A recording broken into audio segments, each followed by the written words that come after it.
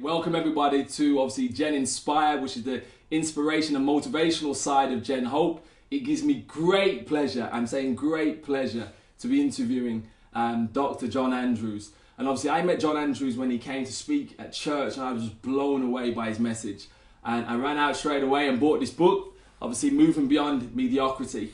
And what we're going to be doing today is breaking down the 10 steps that John Andrews feels that you need to do to be able to get past mediocrity and begin living your purpose. So enjoy. We know you're going to be blessed.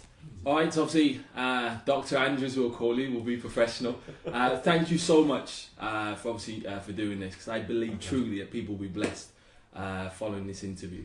But if we start off, because obviously we're going to be talking about your book and obviously how you broke down segments of this book. But if you give some people a little introduction into yourself so they know your background, who you are and what you're about. Sure, no problem. Your credibility. Yeah. As you can probably guess from the accent, born in Belfast, Northern Ireland. Child of the Troubles, in a sense, grew up during the Troubles. Became a Christian at 8. I had the privilege of having Christian parents, and as a result of that was introduced into the life of the church very young.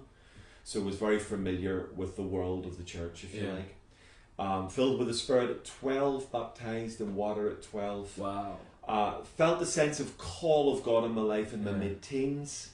Ended up in Bible college at 17. Started pioneering First Church in a little village between Wakefield and Barnsley at the age of 20. Got married at 21 to Dawn, the love of my life. Met her at Bible college. She's an amazing woman. We have 3 children together, Elena, Simeon and Beth Ann. And from there, spent about 9.5 years in that village context. From there, went to a town called Rotherham, where we repurposed the church. We spent there 15 years.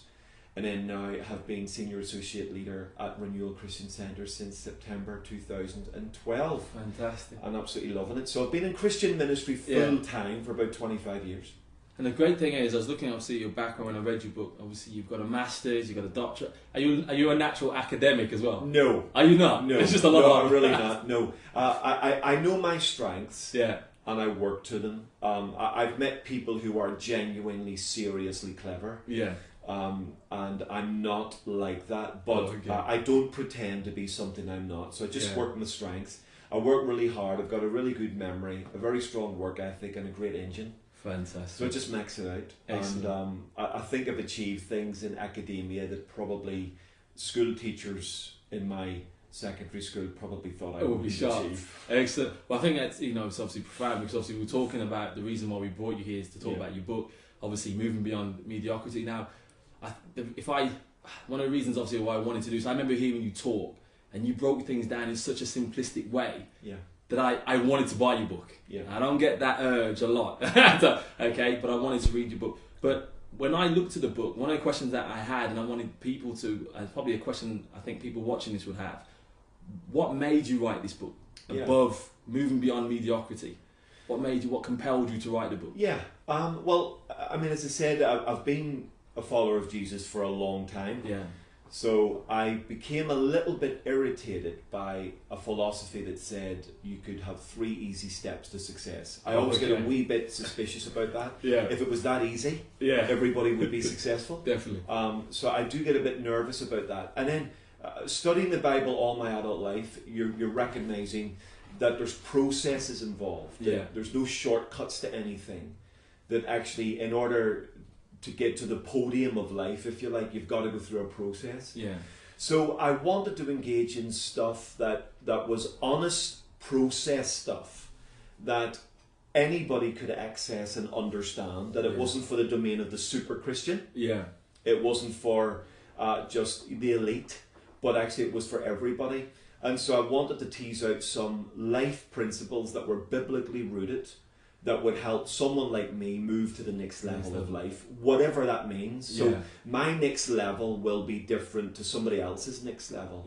But the principles of moving to a next level are sort of the same. So they're transferable no matter what you're looking to do. I think that's correct. And obviously there's 10 key points that we're going to talk about today. How did you come to those? Because obviously, as you rightly said, some people will say that the magic answer to success is this, or the top 3. But also you came with 10. How did you come to the 10? Before we start getting into those, Yeah, how do you yeah, get to the 10? absolutely. Well, I think obviously there's a sense in which you look at the Bible and you see some reoccurring themes. Yeah. So you see people having to press through fear, having to overcome doubt, having to deal with situations that are completely outside of their upbringing, background, logic. So what I noticed was there was essentially reoccurring themes taking place in the life of David, in the life of Mary, in the life of Joseph. Yeah. Once you strip away the individuality and uniqueness of their story, you were actually seeing repeat patterns occur. And it was those repeat patterns that I really picked up on. So it wasn't there was a magic 10, or there's 7 or there's 15. I think obviously you could probably find more, or you could probably settle for less. But I saw 10 reoccurring themes that I felt were worthy of a bit of attention. Excellent, excellent. Now, before we get into obviously those 10 themes, there was something that you put at the beginning, right at the beginning of the book, which I just loved. I absolutely loved. And if I read it out to you, you can tell me where the inspiration came from, because it's just genius, I think. It reads, many want to achieve a standard of excellence cheaply and easily. They want glory without pain, recognition without rejection, prosperity without generosity, and success with as few shakes as possible. However, someone once said, there are no shortcuts to anywhere that's worth going. That was almost like you'd set the book. The difficulty is you set the book at that standard then. I hope it doesn't drop after this point. But I love that. Yeah. Where did you get that from? Well, I think the inspiration and it comes from the fact that knowing human nature, as people we're often trying to find the path of least resistance. Yeah. So the danger is we say, what's the quickest route to my success? Yeah. What will get me to where I need to go with as least pain as possible? Yeah. And what I was discovering by looking at these biblical characters, and even at my own level, looking at my own life, was actually there are no shortcuts. So I remember hearing a country and western star. It was actually Billy Ray Cyrus, and he had a weird hit called "Achy Breaky Heart." Okay, I know. So yes, I know it. Yes, indelibly seared on my consciousness. Yes. And he was being interviewed afterwards, and somebody said, "Wow, you're sort of an overnight success." Yeah. And he said, "Yeah, it's taken me 20 years to be an overnight success." And it suddenly, that hits me. Yeah. I think when you examine people who've been successful in business, sport, music, and in areas of spirituality and Christianity, it hasn't happened in 5 minutes. I think it takes a process. And we are in danger often of looking at where a person has arrived in success and not where they have come from. And I think that's the key to understanding the book. Because even this thing about, isn't it a big contradiction to how everything is now? Because we have YouTube and we have all these things. Yeah. Everyone's talking about you can be an overnight success. You can put a video, you don't no longer have to, if you're a pop artist, you don't have to go from site to site now and go to pub crawl, trying to get your music out there. Just put it on YouTube and you can be an instant success. Absolutely. But what you're saying is that if you really want success, regardless what the media's trying to portray to young people, there is a journey. Oh, there absolutely.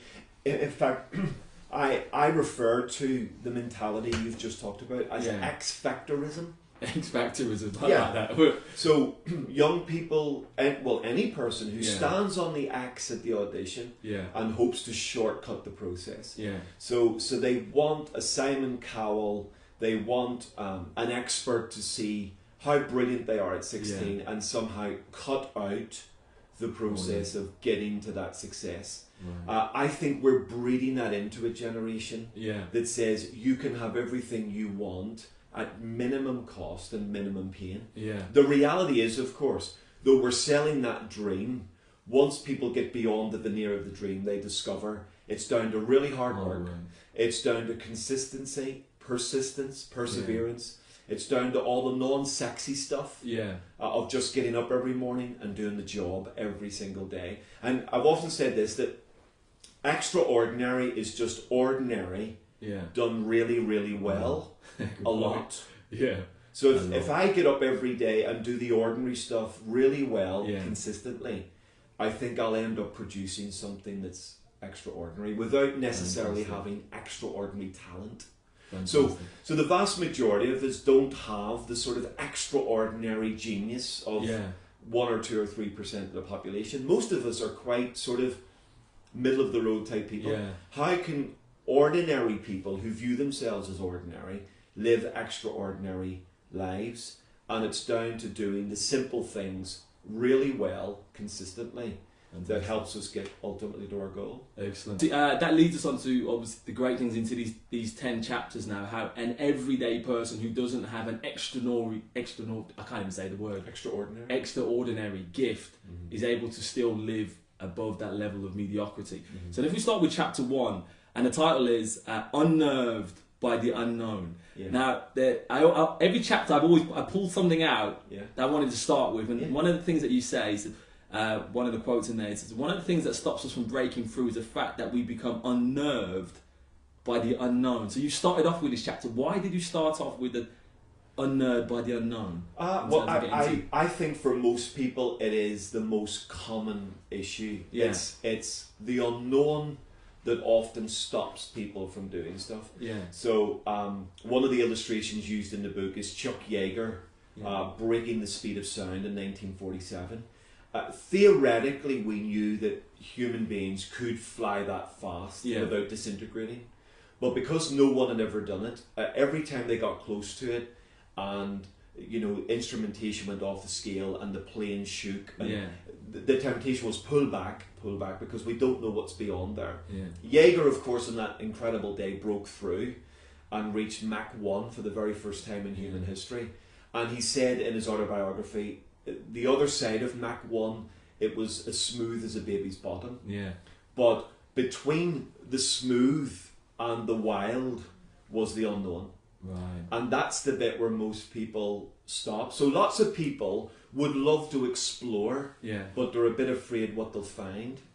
It's like the person who walks into the Chinese restaurant and always orders the same thing. Or orders chips. Why have chips in a Chinese restaurant when it's a Chinese restaurant? But what they're doing is they're staying safe. They're not venturing into the unknown in something as simple as their culinary tastes. Well, if you ratchet that up, that's where most people live. They would love to go to Australia, but what if they don't like it? They would love to fly on a plane, but what if they panic? They would love to try a new venture, but what if it doesn't work?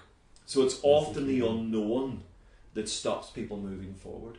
And do you find, obviously, because when you started with this and you had people in mind who would read your book, relating and saying, I can relate to that, because I know who I want to be, I know what my potential is. Because one of the things that you said is moving from your potential to actually doing it. So many people are born with potential. And if someone who's watching this video will say, I've got the potential to be the very best.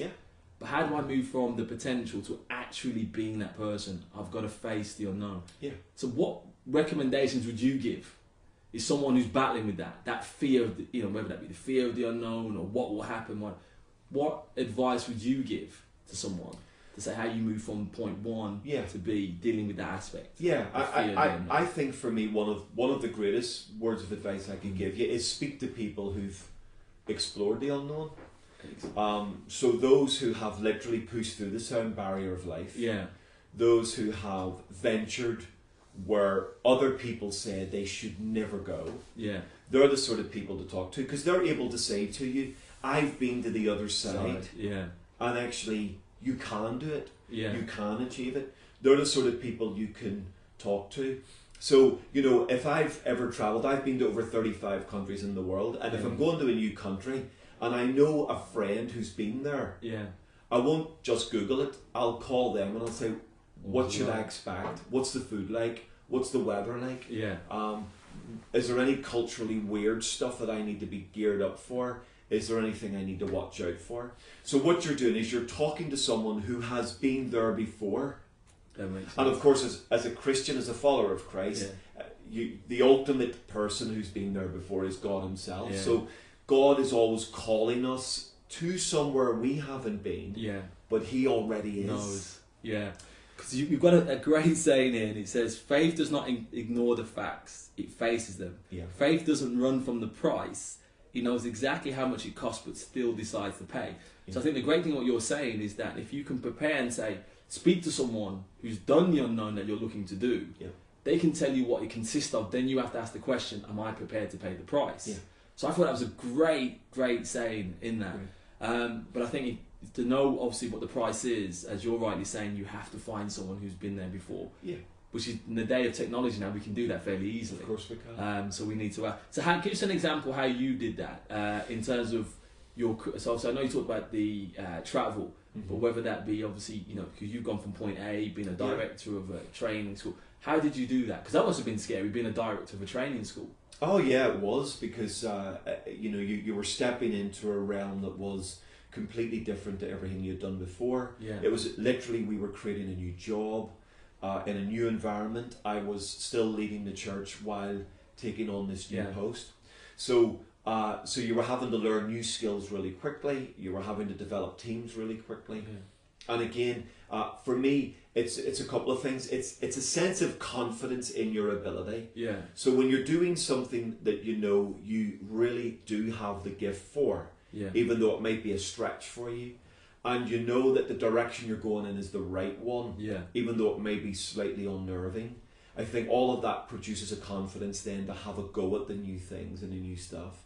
But to weigh up that cost is really, really important. So like an example would be when I did my PhD, my oldest daughter was then 6, my son was 2, a young family, leading the church, doing a lot of other stuff, and people saying there's no way you can do all of that. But I sat down with people who had done it, and I said, is this doable? And they gave me an idea of how much it would cost, literally, physically, but how much it would cost emotionally. Fantastic. And then my wife and I sat down and literally asked ourselves the question, are we prepared to pay that price for the next 4 years? Fantastic. And so I set a target that I would have a doctorate by the time my oldest daughter was 10. Yeah. And in the midst of that, we had a third baby as well. As you do. That's we're not busy enough. Let's throw another baby in. So yeah, absolutely. No, excellent. And I think for anyone, just to close off on this chapter, for anyone who's looking to that first step, is saying find somebody who's done it, who's been there before, who's had success in that area, learn from them, ask them the question, what does it take? Absolutely. Then ask the question, are you prepared to pay that price? Now you know that the unknown is not so much now the unknown. The question now is, are you prepared to pay the price to get there? Absolutely. Excellent. Well, so we can go to chapter 2, which is obviously one that I think everybody will be able to appreciate. It's obviously the title is No Gain Without Pain. And I love, once again, you started off and it reads this, a quote that you put in here. Do not pray for an easy life. Pray to be stronger men. Do not pray for tasks equal to your power. Pray for powers equal to your tasks. Okay, so give me the background to this one. Obviously, a lot of people are not prepared to pay the price, as we talked about in that very poetic start of the book.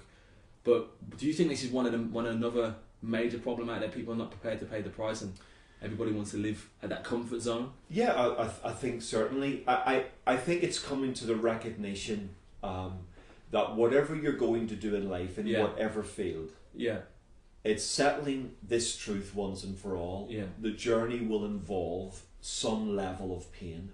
It is coming. It is coming. Now, if you are not expecting it, or you don't believe that, then pain is a genuine shock.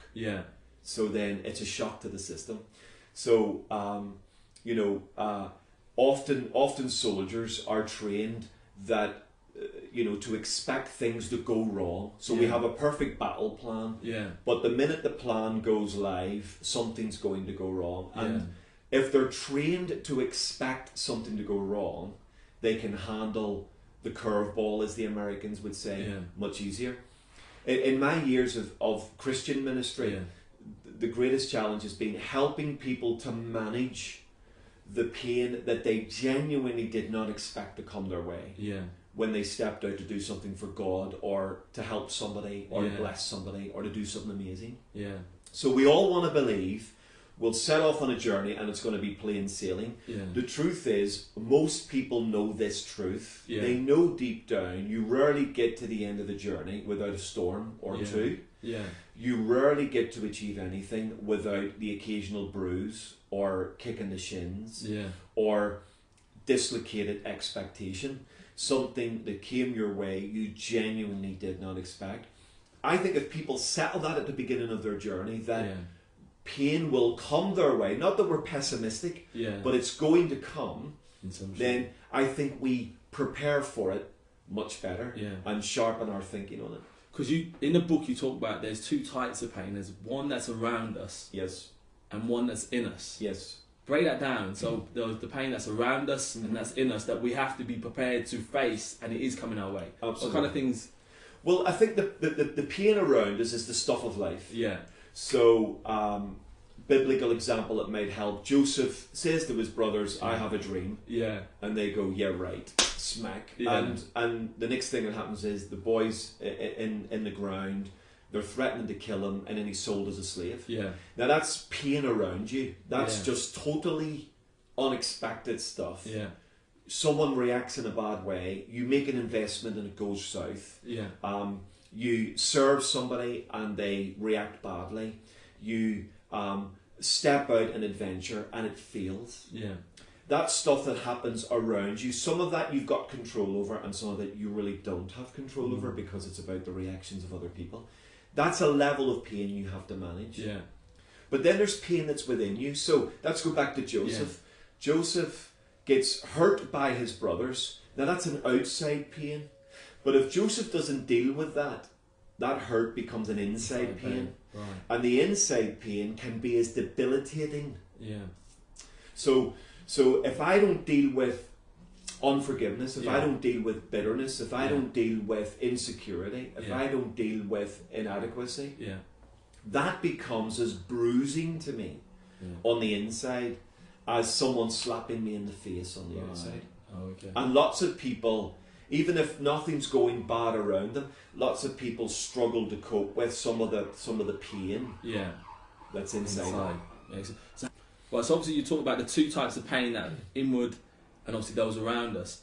How would you overcome that? So if someone's going through those pains, or even if they're not going through it and you're preparing them, so what we're trying to do in this book is prepare people that, to get to that level where you want to be prepared, as you said about those soldiers. And when it comes, this is how you deal with it. Because there was you made 3 points. One was focus on the right stuff, speak the right words, and do the right thing. So elaborate on those 3 points and how to deal with pain. Absolutely. Within that, there's essentially 3 elements: vision, values, actions. Vision, value, actions.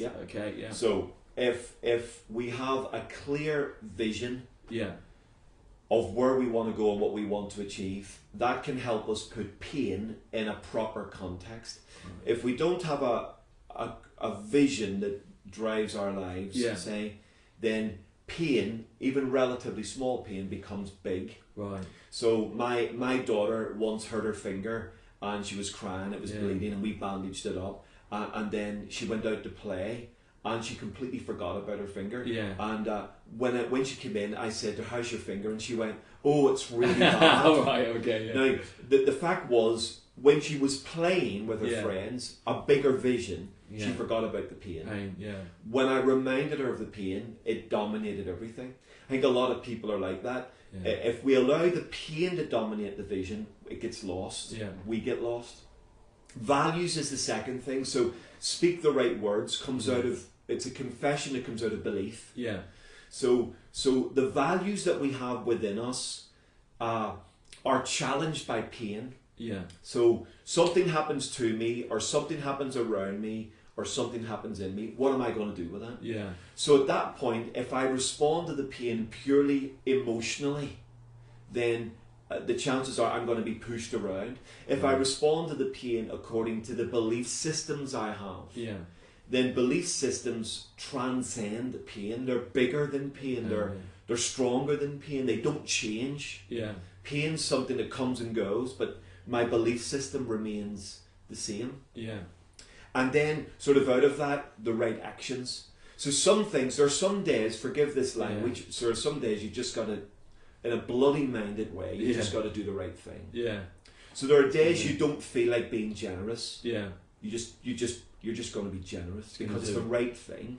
There are days when you don't feel like getting up and going to work. But it's the right thing to do. So there are moments when my actions are the greatest defiance to my pain. My pain says, give up, stay in bed, pull the duvet over your head, have another drink. Whereas my actions say, my belief system says, my vision says, no, don't give in to that. Push on to the next level, even when you're processing the pain. Fantastic. And sometimes you have to do that while in pain. And sometimes we overcome the pain and it goes away and we can carry on. But most times in my life, I've had to carry on while processing the pain. And that's the biggest challenge. Fantastic. But it is a combination of all three, isn't it? Oh yeah, I think so. Doing all three together. Yeah. But I think the great thing, as we close off on this section, that I love, is that you're saying to people, it is coming. Yes. I don't care if you're a Christian, non-Christian. It's coming. Pain's coming. Yeah. But if you know how you're going to deal with it, absolutely, you don't have to fear it. Yeah. Brilliant. Thank you. Well, if we go into chapter 3, we talk about, obviously, pain. We now go into the fear factor, which is, you mentioned. Now, once again, every time you start, there's something that I just love. And this one was probably one of my favourite bits. It says here, fear is the dark room where Satan develops your negatives. Yeah. I was just like, wow. Yeah. Wow. Explain that. That verse in itself, fear is the dark room where Satan develops your negatives. Yeah. I think it comes out of the understanding that what I've discovered about fear is it does a number of crucial things. It generally isolates me. Yeah. So when I'm afraid, it tends to drive me away from the sorts of things or the sorts of people that help me. Yeah. So it isolates me. I've also found that fear paralyzes me. It almost freezes me to the spot. And also, here's the worst thing I've discovered about fear. It brings out the worst side of me. Yeah. Explain. Well, if for example, you've got any insecurities, if you're not sure about yourself, what fear does is magnify the insecurity. Right. Oh, okay. So like when everything's going great, you're sort of managing your insecurity. It's okay, you're cool with it all because the sun's shining, the car's in fifth gear going down the motorway and everything's fine. Yeah.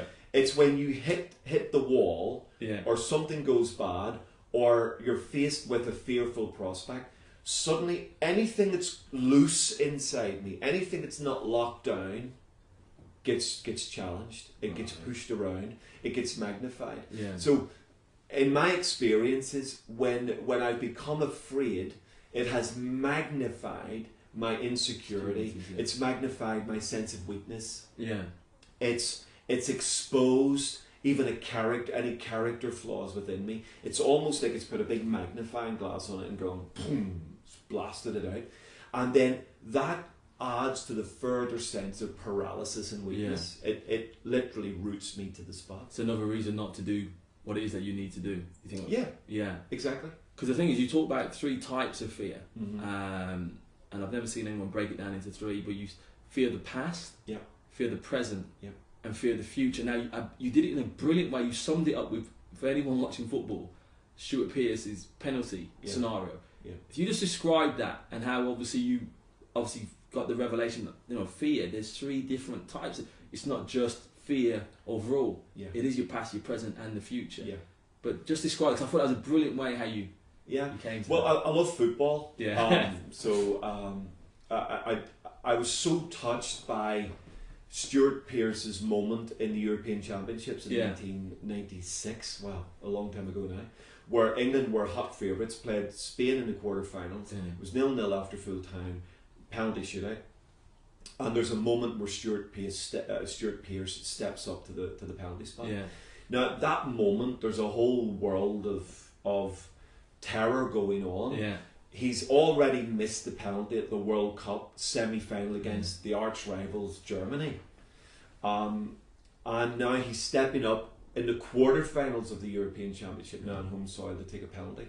So at that moment, I was so amazed. I was watching it, mesmerised, and then of course he scored. Yeah. And what came out was this explosion. If you've ever seen the footage, the veins are sticking out. He's screaming. The language is unrepeatable. Yes. And he's sort of screaming at the crowd. Yeah. And because what's been released at that moment is he's just put the past to death. Yeah. By doing something in the present that now releases his future. So Awesome. in the past, he's known as the guy who missed the penalty in Yeah. the semi-final of the World Cup. Now this action breaks the past because he's done something today Yeah. that literally has overcome the fear of the past. Yeah. That he's not only stepped up to take a penalty, but he's scored. Now because he's scored, it's released him to enjoy a new future. Because he's broken the fear. Yeah. And I don't know what he went through when he walked up to that penalty spot, but I just have to imagine his heart must have been bouncing out of his chest. The whole world watching. His mouth was dry. Yeah. Imagine the prospect. What if I miss this penalty again? Yeah. He'll be forever known as the man who choked Yeah. twice for England. The fact is, he had the courage to shoot and score. Yeah. It demolished the past, so it broke the fear of the past, Yeah. because he overcome the fear of the present, which then actually released him to a brand new future. And I think that's where fear lurks. It lurks in things we've done, which hamper things we do, which stop us from things we might do. So one of the words that you used is courage, because Yes. you know, because people say, okay, I love the analogy, brilliant. What do I need to do then? Yeah. And the word that you use, courage. At some point, you're going to have courage to overcome whatever it is that you failed in the past, to deal with the present, so you can do what you need to do, which will then take away any fears of the future. So would you say that's the word that? Yeah, I would. And obviously, courage is not the absence of fear. Yeah. Courage is when you don't want to go into battle, but you do. Courage is when you're told you have cancer, but you don't give up living. Yeah. Courage is when you know that actually you've no chance of getting this job, but you apply anyway. Yeah. Because you're willing to face the fear. And the Bible shows us people who don't ignore fear. Yeah. They face fear. So courage is not the absence of fear. Courage is the presence of fear, but you still do the right thing anyway. That's courage.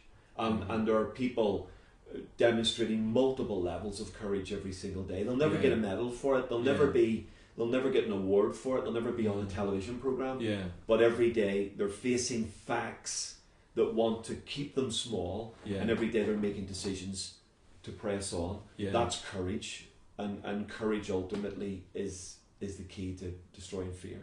Fantastic. Brilliant. Okay, so going into chapter 4, and obviously which is titled Crossing the Line. And also, once again, we'll start off with one of the quotes that I liked. It says, greatness will cost. Yes. If we settle for smallness and mediocrity, it will cost us virtually nothing. Although in the end, such actions will be extremely expensive. Yeah. So where did the thought behind crossing the line? What was the motives behind writing this, and obviously starting off with such a great quote? I think it's the link between success and cost. Yeah. Anything that's worth anything is expensive. It costs. The reason not everyone's driving a Mercedes is because not everyone can afford one. So there's a cost that comes with certain prestige and certain position. Yeah. And again, the whole idea that if you are going to achieve anything, there is a cost factor to it. Yeah. So it's naive to think that I can achieve anything from a good marriage through to a great business without this costing me in some way. So, and again, for me, there's tremendous sporting analogy in it. We've just had the Olympics where everyone loves the idea of standing on the gold medal podium. Yeah. But what they ignore is, in some cases, 16 years of training. Yeah. Sometimes 4 years of training, relentless training for that one moment of opportunity. Yeah. People miss the cost in the glory of the moment of success. Yeah. The church we're sitting in has 1,500 plus members, but 40 years ago when it was started, there was 4 people. Yeah. So everyone walks in and goes, wow, this is amazing, but they don't see 40 years of cost that has paid for this moment. Yeah. And I think cause is an undeniable link. You can't have a great cause without it costing you something. Yeah. Well, you said a great thing here. You said the freebie culture that so many are familiar with starts with a mentality that hopes we can get something of value on the cheap. Yeah. And that's the truth, isn't it? It is the We're truth. now the culture. We want something for free. Absolutely. But I remember TD Jake saying something great.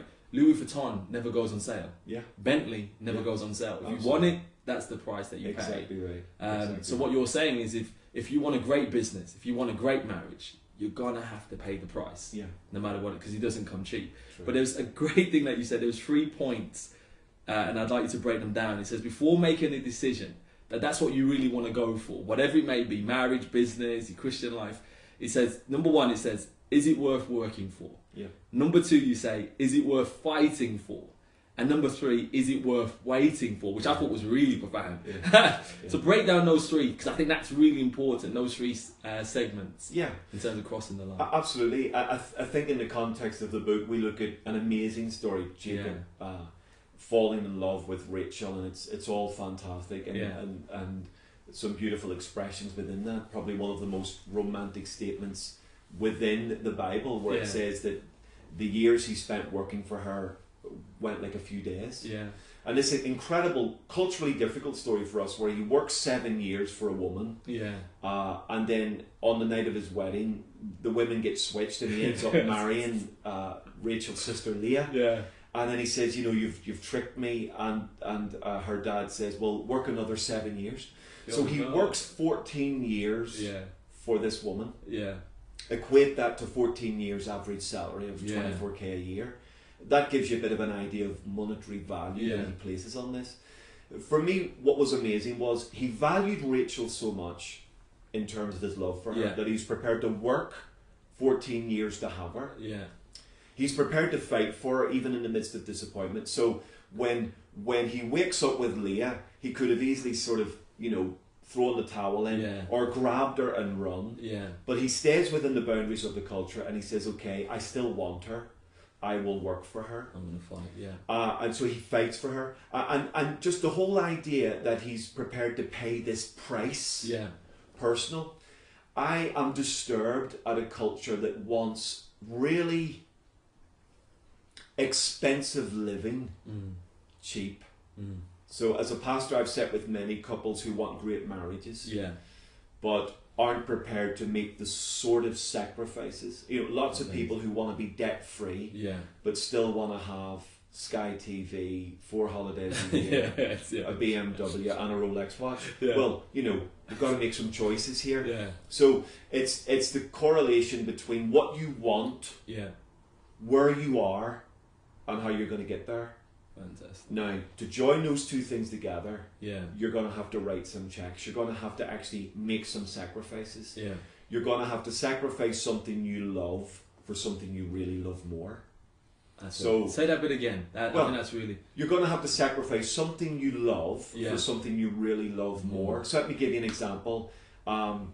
If I want a new iPad, iPad 3, but I can't quite afford it, but I know that by cutting out my Sky subscription for a year is going to let me get the iPad 3. I'm letting go of something I love, Sky package, for something I love more. I'll get what I want, but there's going to be a cost. And I would actually argue this, right? If it costs you nothing, you probably don't value it. You won't value it. So my kids, you know, when iPods came out, I remember buying my son an iPod for Christmas. Now, that thing cost me a lot of money. I had to sacrifice for that to get my son that iPod. Now, I remember a month after Christmas, walking into his room, and his iPod was lying on the floor. Now, at that moment, I realised I valued it more than him. And the reason was because I paid for it. You paid the cost. So, if you pay nothing, you normally don't value it. Well, you say a great, and just to close off on this point, and I love this quote that right at the end of this chapter, you say, the cause must always be greater than the cost. Always. The cause must be always greater than the cost. Yes. Just explain that last bit before we move to chapter. I've been married 24 years. I love my wife, Dawn. She's the most amazing woman. If I go out to buy her a present, obviously there's a sense in which I'll go with a budget. But the first thing I go with is, I know what she will love. Yeah. I will aim to get that. Yeah. The second issue is the cost. Yeah. So if I go into the room looking at the price tag first, Yeah. the danger is I'll be cost driven. Yeah. But if I go into the room looking at the cause first, then I will be cause driven. Right. So in other words, I will try to make the cost serve the cause. Yeah. I want to please her, that's the cause. Yeah. If I can possibly sacrifice to pay that cost, because the cause is to please her. When the cause is small, the cost is always high. Right. Yeah. When the cause is great, the cost is fantastic. affordable. Very, very good. I think it's brilliant. Brilliant. So we're going to chapter 5, which is one, that's a real challenging one I found. Lifting the logic lid. Yeah. And you start off, and I love it. There's days when I feel like a world beater, and there's other days when I feel like I've been beaten up by the world. That's how I feel. Then you obviously go on to say, we can never allow how we feel to drive the agenda for our lives. Yeah. So it's not about how I feel about a situation that should determine the outcome. Absolutely. So explain that. Because obviously you're saying you have bad days. Logically, I don't feel like a world beater some days. I feel like... But then there's the other days that you do. But you probably have... I don't know, here's the question. Do you have more world-beating days when you was writing this? Or more, I've been beaten up by the world? And how did you overcome that? Because obviously the logic. I think today I have more world-beating days than being beaten up days. Yeah. And I think there are reasons for that. I think one of the primary reasons is I have intentionally tried to move beyond how I feel. Yeah. So if I go on feelings, I'll brush my teeth once a month. Yeah. As a boy, I couldn't wait to learn to shave, and then I hate it. So absolutely, as you can tell. So if I went on feelings, I'd shave once a year. Yeah. So feelings are weird and wonderful things. Yeah. Our feelings help make us part of who we are. Yeah. It's one of the unique aspects of our creation. The danger with feelings is if we allow them, they'll drive us. Yeah. They'll control us. So I don't feel like going to work. I don't feel like kissing my wife. Yeah. I don't feel like taking my kids to the park. Yeah. I don't feel like walking the dog. Yeah. Listen, take a number, Johnny. We've all been there. That is life. Yeah. But then if I let those feelings dictate to me, my marriage collapses, my kids will hate me, the dog will be messing all over the house, and nothing gets done. Yeah. At some point we've got to actually move to a place where truth or values or beliefs drive feelings. Yeah. And not the other way around. Explain that. Well, if feelings dominate, then my beliefs submit to how I feel. Right. Whereas if my beliefs dominate, they boss how I feel. So I don't feel like kissing my wife, but I know this is absolutely the right thing to do. I know this is part of making a great marriage, and I know she will appreciate it. Therefore, I will do it. Yeah. I don't feel like taking the dog for a walk, but I know this is the right thing to do. So you rationalize out. In other words, you train your mind to think to a different set of standards. Yeah. And literally, out of that retraining of the mind, or in the context of the chapter, refocusing your logic, you then live a different way. Yeah. Your logic determines your behavior. Your logic now determines your behavior. So what is logic? Logic is the framework of your belief. Yeah. It's what you believe. It's how you think. So God has a logic. Yeah. Sometimes people say God's illogical. Yeah. And that's completely wrong. It's not God's illogical. He's super logical. He's hyper logical. Yeah. His logic is above ours. He thinks differently. Yeah. So one of the keys for a Christian, for example, is trying to retrain their mind not to think like a feeling driven human being, but to think as God wants us to think. The more I learn to shape my mind according to God wants me to think, the more my life changes. Yeah. So logic is the key to our belief, to our behaviour, and to our actions, really. Yeah, because there's one great bit you've taken from the Bible about Peter stepping out of the boat. Yeah. And logically, it makes no sense. Like, why on earth am I going to step out in the boat in the middle of a storm? I'm not doing this. No.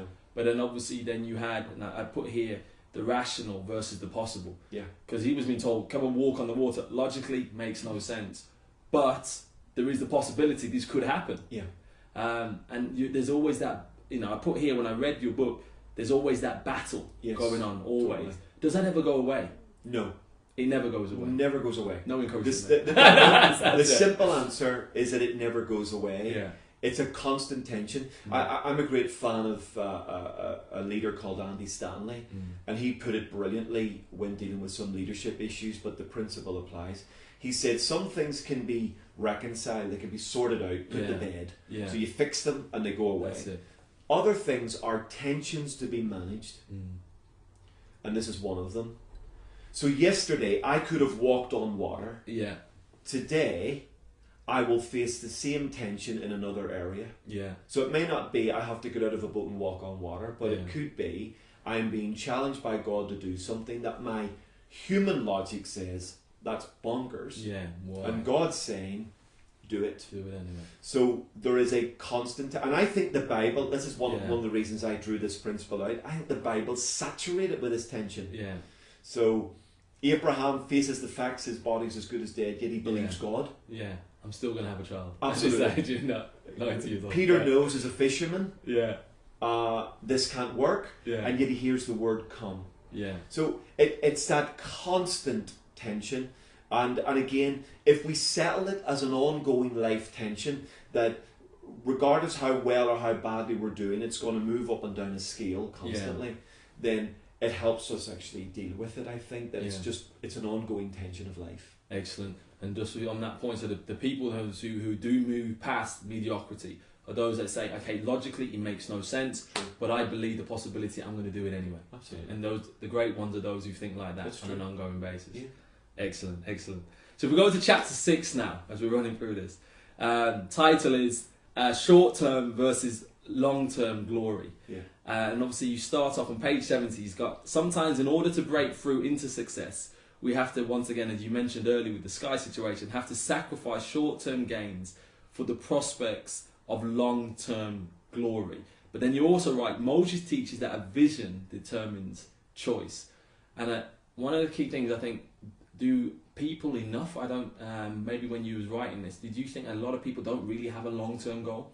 There's no real, it's very much about the here and now. Is that where you're coming from? I think that's true. I think it's an interesting thing. We're in the middle of a recession, so in the middle of that you get lots of conversation around finances and debt and saving, and some of the stats coming out about the short-termism of people's view of finance. Yeah. I heard a man say, when I was years and years ago when I was a boy in church, and I never forgot it, it sort of seared into my head. Yeah. He said, if you play today, you'll pay tomorrow. You play till you pay tomorrow. Yeah. If you pay today, you can play tomorrow. Yeah.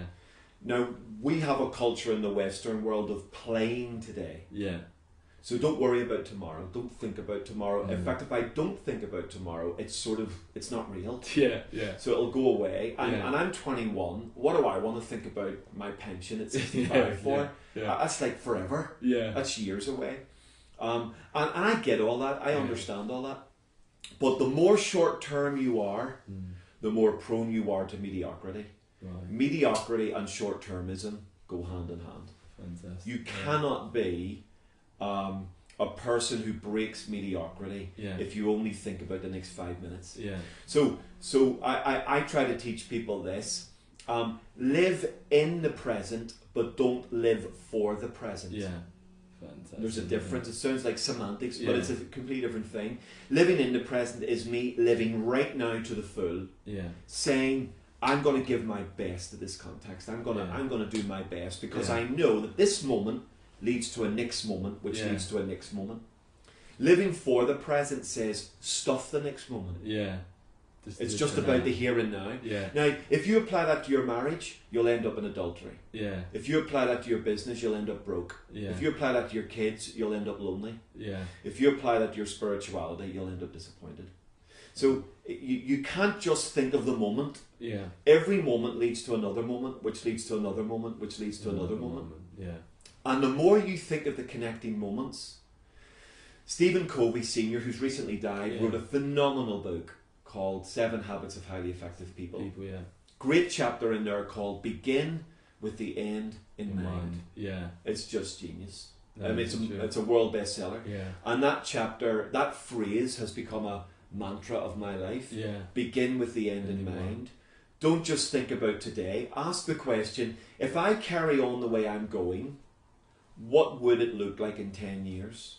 That's a very good So if I eat the way I'm eating, what am I going to look like in 5 years' time? If I keep spending my money the way I'm spending it, what does that look like in 5 years' time? If I keep treating my wife the way I'm treating her now, what's that going to look like? Love that. Now, outside of stuff coming at us which we've no control over, let's say everything remains lovely. Yeah. Then the decisions I'm making today are part of my destiny tomorrow. So the practical, anybody who's watching this video and saying, okay, what can I take? Let me write down who it is that I want to be, what it is that I want to achieve. Absolutely. Not just tomorrow, what I want to, but have that big long-term goal. Absolutely. Who do I really want to be in the end? Yeah. And then obviously, with the end in mind, your little steps all the way up to, and that will then determine what you do. Totally. In the short term. So the long term actually affects, obviously, as you're saying, it does. The short term And of the short term. I think it's absolutely correct. I think, and without sort of, we're not talking about knowing every detail of the next 10 years of your life, but we're saying the further, the more long term your goal, the more that can actually help you deal with the details of today. Yeah. You make decisions today based on where you want to go, not just on right now. Yeah. So I'm about to spend £100 on something stupid. Yeah. Okay. If I've no vision for the future, I'll waste that £100. Yeah. The minute I get a vision for the future, my £100 takes on purpose. Yeah. And then it's not wasted. I can take a section of that £100, enjoy it today, but I can take a section of that £100 and invest it towards the future. Yeah. And the more you learn to do that with your life, then the more meaning you bring into the ordinary. Fantastic. The mediocre stuff that nobody enjoys. Yeah. But all that stuff takes on energy. Yeah. Because it's going somewhere. Now here's a final question on this chapter. Do you have your goals always set before you? So you hear so many things, like people got a vision board, people got goals set out, written on a board. What do you do? Well, I do. I have long-term goals for my life. Yeah. Some of those would be quite generic. Yeah. So, for example, we would have a goal of being debt-free. Yeah, yeah. That's a very definite goal. So we're living our lives. Now, we achieved debt-free living last summer. Yeah. And then the Lord called us to here, and we had to move to Solihull, where house prices are a lot more expensive than they were up north. Yeah. And suddenly we're no longer debt-free. Yeah. But we're immediately re-engaged with that plan. So Fantastic. the Bible says that the person who borrows is the slave of the person who lends. Yeah, 100%. I don't want to be a slave. Yeah. I want to be free. Yeah. So that I can be a lender to others. Now that's Fantastic. a life goal. Now in order to achieve, that might take 10 years. Yeah. It may take 15 years. Yeah. But if I achieve that goal, I'm going to save more money than I thought possible. Yeah. And then when I get debt free, or as I get debt free, I can actually be incredibly generous to the world around me. Fantastic. Thank you very much for that. So we lead into chapter 7, and the title of chapter 7 is History Does Not Determine Your Destiny. And obviously we lead with the quote. It says, the past can have a profound impact on our present and the future if, and I love this, if we grant it permission to do so. Yeah. So let's elaborate on that. Yeah. So where did you come up with this? Well, this is one of the big passions of my life. Yeah. So when I ever preach on this, I get very emotional. Yeah. Because when I was 10 years old, I was in primary school. Yeah. I was a decent student, but I was struggling with my work at that time. Yeah. And the teacher, maybe out of frustration, instead of trying to help me, made life worse. And I remember him dragging me up to the front of the class in a sort of a searing moment that I've never forgotten. Yeah. And he said, essentially, you're a stupid boy. You'll never amount to anything. You're a waste of space. And lambasted me for essentially a couple of minutes. Yeah. That indelibly sort of marked me. Yeah. And I remember going to secondary school, and because of that, I sort of ended up in a lower stream in the secondary school. So there was a grammar stream and a lower stream. Yeah. And I ended up in the lower stream.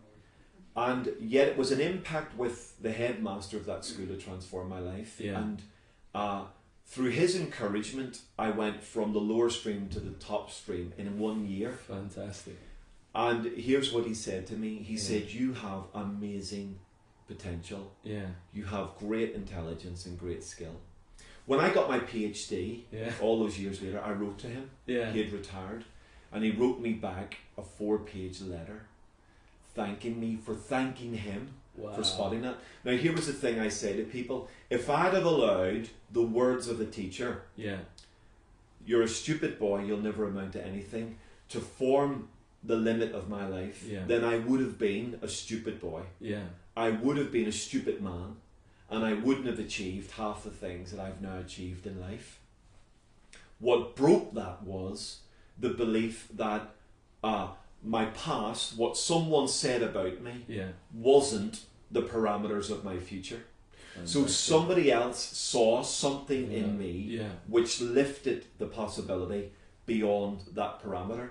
I meet a lot of people who are giving yesterday permission to dictate to tomorrow.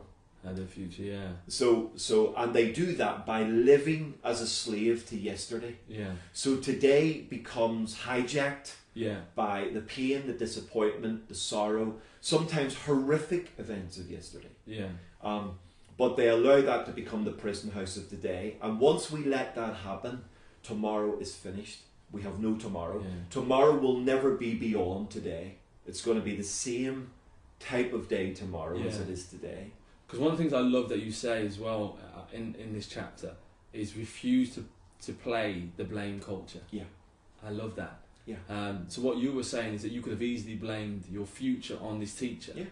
But what you were saying is, I refuse. I refuse to do it. I'm taking control of my life. So what you're saying to people is that, look, whatever's happened in your past, you take control. Because I suppose, are you saying if you don't take control, you're letting history dictate your life? Absolutely. And not only that, the double whammy is you end up getting hurt twice. So someone hurts you, say for example this teacher, and I end up then missing the best of my life because of him. Then I'm doubly worse off. I'm now, not only is it his fault, but I've missed a great life. And he carries on with his life. He's probably having a great life. He's probably forgotten all about me. And here I am living up an impoverished life and blaming him for it, and he probably doesn't even know. So release yourself from blame and take responsibility. There's a great example of this in the Bible, Jabez, whose his name literally means pain. It says his mother gave him that name because of the pain she caused him. Now he could have turned around and said, oh well, my mum didn't love me, my mum hated me, look at the name she gave me. And he could have lived a mediocre life. But it says he called out to God and he said, God, enlarge me, expand my territory. And the Bible says that God not only honoured his request, but God said he was more honourable. He stood up and out from among his brothers. So this horrific beginning, which predicts nothing but mediocrity. And what do we end up with? A man who stands head and shoulders above his brothers.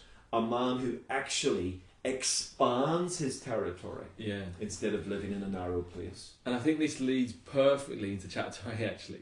Because chapter 8 is about the art of self-encouragement.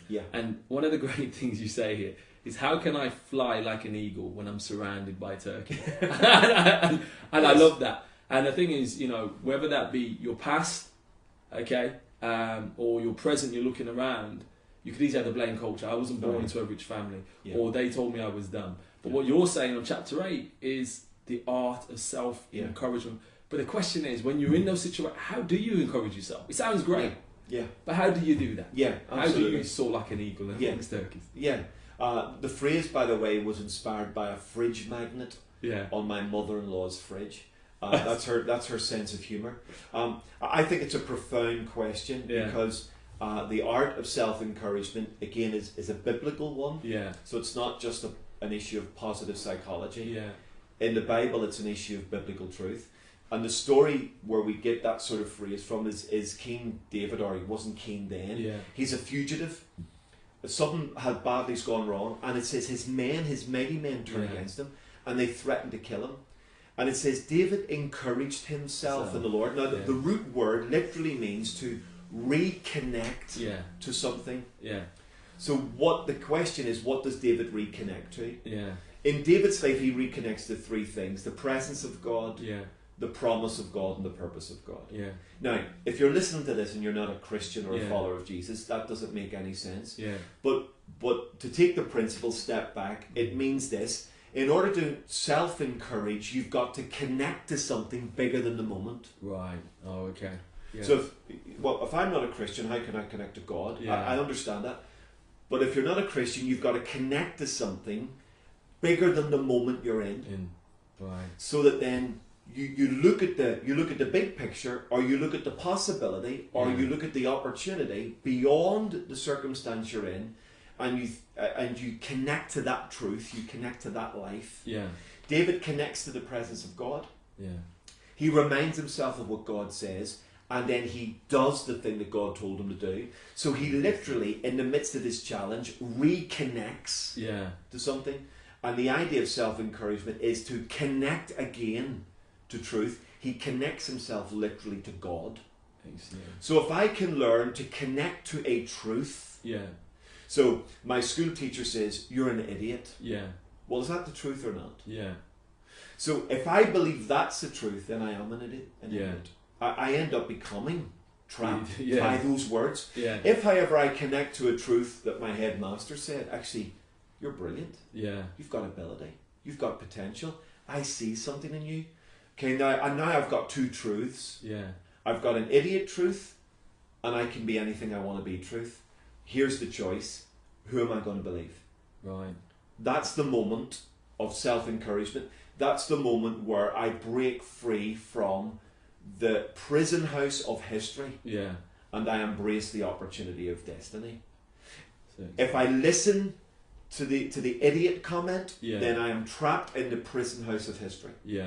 If I listen to "you've got great potential" comment, I am liberated to the opportunity of destiny. So no matter what comes, you can just hold on to that truth, and I encourage myself that everything else may be going belly up around me, but I know the truth that I have destiny and a purpose. One of my great heroes, and I suppose for millions of people, Nelson Mandela. I've read his book Long Walk to Freedom, and in there he talked about growing a garden, literally cultivating a garden on Robben's Island prison, and his garden was his way of finding freedom in the prison. And when he grew the garden, it reminded him he was a human being. He was a man of value. He was a man of destiny. He was a man of purpose. He was a man of innovation and creativity. He wasn't an animal. He wasn't a number. He wasn't just a prisoner. He was a man of destiny. And I love that. And he's able to walk away from Robben Island after 27 years and lead a country. Not to a bloodbath, which many predicted, but to peace. Now that's probably the greatest example in the 21st century of a man not being trapped by his history and embracing his destiny. Nelson Mandela. Outstanding. Fantastic. All right, so we're moving on to chapter 9, and obviously the title of this is Rising Above Mediocre Expectations. And you start off saying, whether we think we can or we think we can't, we will always be right. Explain that. Well, I think it was a little thing I remember hearing as a child. Sometimes when I'm writing, weird stuff comes. Just come back, and I remember seeing, the example of the little choo-choo train sort of going up the hill slowly, getting to the top of the hill and going over. And it was this. I remember the rhyme. I know I can. I know I can. I know. Oh, I okay. can. And it gets to the top, and then I can. So it's the idea that if I live life thinking I can't, then I'll be 100% successful. Right, I can't. If you're convinced I can't do that, and you never try, well, you're right. But if I say, well, I can, or at the very least, I'll have a go. then we open ourselves up to the possibility we could do something that we never thought we could have done. We give ourselves the chance to rise above not only our personal expectations, but even the expectations that other people put on us. Excellent. Because there was two bits that within this chapter I loved, statements you said. One of the things that we need to do is continually break the mould of limitation, but also raise the bar of expectation, and they were perfectly joined. So obviously, if someone's watching this now, how do you continue to break the mould of those limitations? Because a lot of us live lives not what we dreamed, but someone else dreamt for us. Type of stuff. So how do I break that mould again? What advice would you give of breaking that mould and continue to break that mould? Because I think, as you're saying, one of the themes is that it never stops. You may get to this level, but you could go so much further. You've got to break that limitation. How do you keep on doing that? It's a great challenge. I think one of the things we all face is the fact that people around us will have an expectation of us. That's the level you can go to. Or they have an expectation of us that we're going to become something. So I have 3 children, all 3 of them from the same gene pool, all completely different. If I tried to make my son fit the mould of my oldest daughter, I would kill him. I would destroy him. So as a parent, we've had to learn, how do we draw out the uniqueness of this individual to allow them to explore the boundaries of their potential? So one of the first things to breaking the mold is actually understanding who we are, not who or what people think we are. I remember meeting a young girl, brilliant person. Her parents desperately wanted her to be a doctor.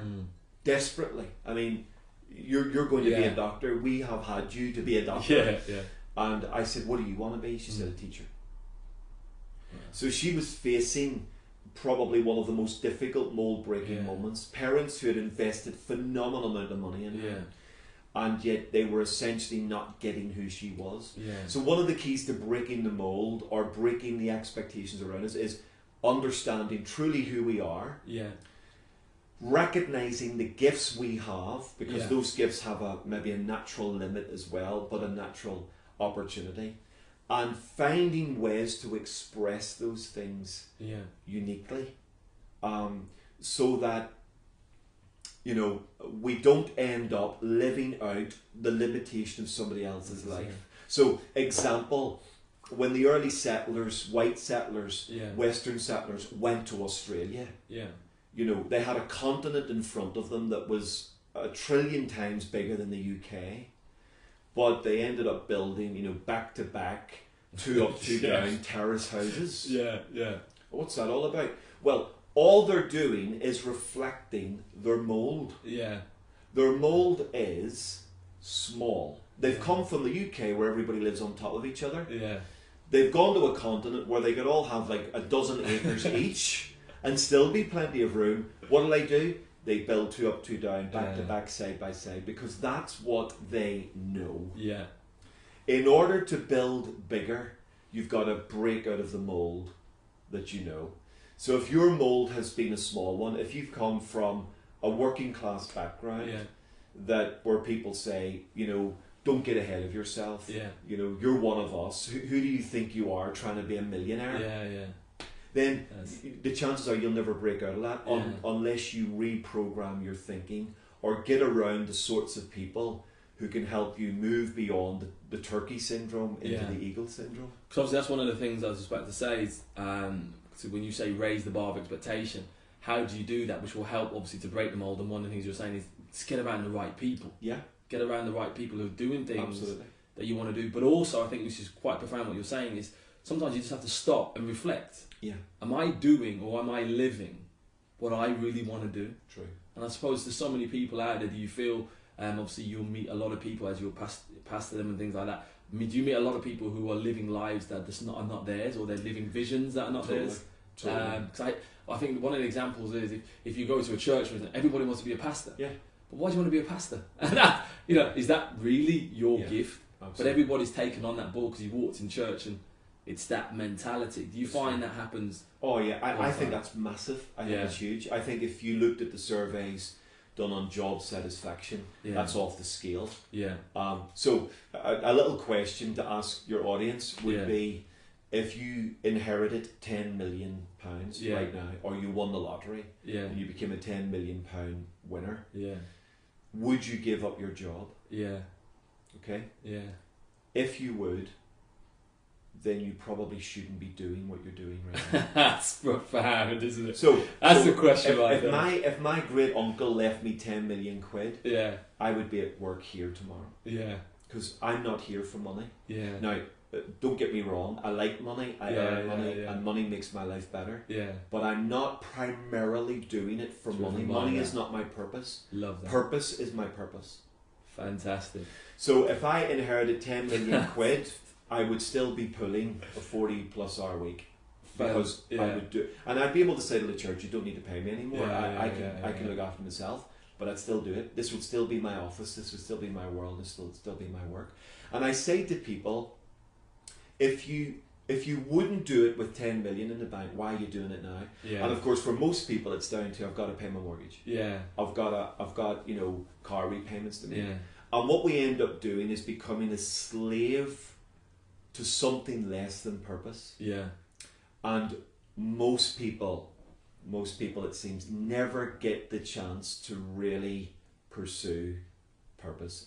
A great question to ask people: if money was no obstacle, what would you do? What would you do? What would you do? Yeah. What's inside you that you just love to do? Yeah. And that's probably close to the epicenter Yeah. of maybe what you should be doing in terms of the purpose of your life. I love that. Love that. Right, as we get now to chapter 10, that's a brilliant way to close chapter 9. As we get to chapter 10, this is, as I was saying, one of the biggest ones I feel, talking to young people, is one of their issues. And even older people, actually, I even say that, probably even worse for them. But chapter 10 title is Failure Isn't Falling Down, It's Staying Down. And one of the things that you put on page 114, it says, I suggest to you this: the tragedy is not so much the failure in itself, but the failure to get over the failure. Let's elaborate on that. So the tragedy is not the failure, you're saying? Yeah. It's not getting over it. Absolutely. Yeah. Again, I think it's a life principle. It's a bit like earlier on we talked about just suck up to the realization pain is on the way. Yeah. This is another one. Anyone who wants to achieve anything of any value must expect some level of failure. Yeah. It's going to happen. Yeah. So the example right back at the beginning of the book, before they broke the speed of sound, they failed numerous times in the attempt. Yeah. But then they succeeded. Yeah. You know, probably the well-worn, probably overused analogy of Edison and the light bulb. Yeah. You know, hundreds of attempts. And then when he invented it, he said, I simply learned all the ways that it didn't work. Yeah. Well, that's a brilliant idea. John Maxwell, a great leadership writer, he talks about failing forward. Yeah. Failing forward. Brilliant. Yeah. I wish I had said that. This is brilliant, isn't it? It's just not fair that he said that. Failing forward, it's a beautiful thing. Yeah. If you think about it, great parenting does that. It allows kids to fail forward. Yeah. In other words, it expects failure. Yeah. It prepares for failure, and then it addresses failure. Fantastic. So what we tend to feel is that failure is terminal. No. Failure's not terminal. The failure to deal with failure is the terminal issue. Right, okay, yeah, right? That's it. So every person listening to this has failed. Yeah. I have failed. Mate, I could keep you here all day on just the failures in the last year of my life. But it's then, okay, what do I learn from that failure? Yeah. Why did I fail? Yeah. Can I change the wiring system to make sure I don't do that again? Yeah. And what do I learn from that moment? How can I make that better? How can I improve? How can I go on? How can I get better? So I'm a great Apple fan. Yeah. You look at the evolution of Apple. Yeah. Every new product gets sexier. Yeah. And more slick. And more brilliant. What are they doing? Learning from the past. Learning. Yeah. And part of our learning will involve the learning that happens around failure. Yeah. The Apprentice that's on TV. Yeah. The people that ultimately win.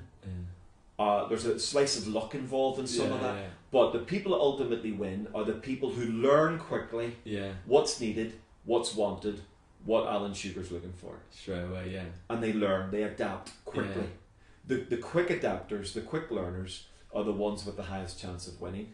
The slower you learn on failure, the tougher life becomes.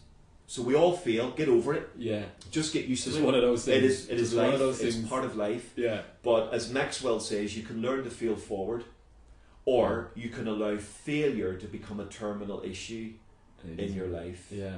And if we do that, then most of us will never, ever, ever get to the things we believe in. Yeah. Now, one of the things that you say as advice dealing with failure is don't fight it alone. Now, explain that. So you say when dealing with failure, don't fight failure. Yeah. On your own. And I was like, okay. Well, one of my great maxims in life, I've written this in the covers of many of my books, is that the people around me make me look better than I am. Yeah. So, as a Christian, as a follower of Jesus, one of my default belief systems is that God made us to be in community. It's not good for man to be alone. Yeah. And so He puts man into human community. Yeah. I don't think that's just a sexual issue. I think that's a human community issue. I think we're actually designed to work better with the people around us. Yeah. And I've learned that in failure, my big temptation is to go into the cave, roll the stone over, and have a pity party for an hour or two. And with my Celtic mindset, I'm a bit prone to being a bit overly serious and morose. Yeah. So when failure hits me, I can get a bit down on myself. Yeah. I have been a very strong self-critic. Yeah. The danger with that is if the only voice speaking to me is mine. Yeah. Oh, you stay. Yeah. So I've got to allow sensible people to speak into me. I've got to allow the voice of God to speak to me. But I've also got to allow the voice of a phenomenal wife in my life, great people, great work colleagues, great family who say, John, come on, it's not you can do it. It's not over. All right, come on, let's dust ourselves down. Ecclesiastes says this, 2 is better than 1. And it goes on to say, pity the man who falls and has no one to pick him up. It's gorgeous expression. And you know, I then made a determination. One of my life goals is not to live alone. Yeah. Now I'm not talking about being married or being single. I mean, don't live alone. Yeah. Alone is dangerous. Yeah. Alone makes you vulnerable. Alone makes you prone to believe your own PR. Yeah. And also your own stupidity. So don't process failure alone. Allow people who know how to fail forward. And this is one great way, as you talked about before, how to learn from your failure. Is by having good people around say, well, look, take this from it. It's not that bad. Get up, and this is how we move forward. Absolutely. And people who've learned to fail forward, who are around you, don't patronise you. They don't say, oh, well, come on, get over it. Yeah. They say, I know this sucks. I know this really hurts. I get it.